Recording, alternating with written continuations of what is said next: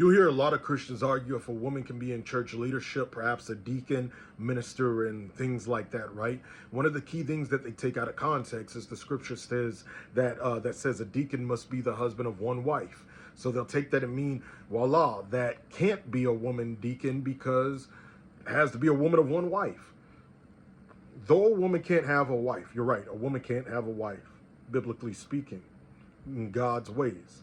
However, if that interpretation were true, it would not only disqualify women, it would disqualify single men. And men that are in their 30s, 40s, 50s, that's serving in their churches as deacons or ministers, if they're single, they would have to stop going off of that interpretation, because it would mean that you have to be a husband, one wife, right? And that would mean that you have to be married to a woman to be a deacon.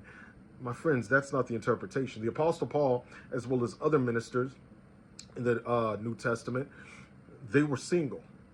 And based on these qualifications, and even for the bishop, Paul, because he was an overseer of churches as well, that would mean that he couldn't be an overseer of churches because he was single. And Paul himself said that he was single. I'm going to tell you what it means. It means that you have to be faithful to your wife. Morality. It's more of a moral standard.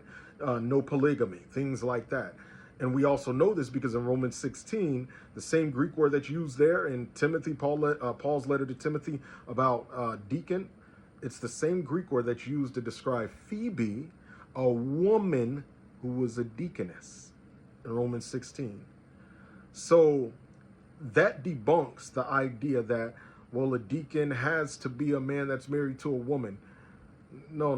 That's just telling about morality. And Paul was given instructions for that specific, of course, because Phoebe was a woman deacon, according to Paul, in Romans 16. So keep that in mind. If you like content like this, you can follow for more as always. Now, this month, we're doing a detailed class teaching on why God made sex, how the enemy perverted it in marriage, of course, and why God, or how it parallels with intimacy in worship and more. Click the link in my story or bio to join.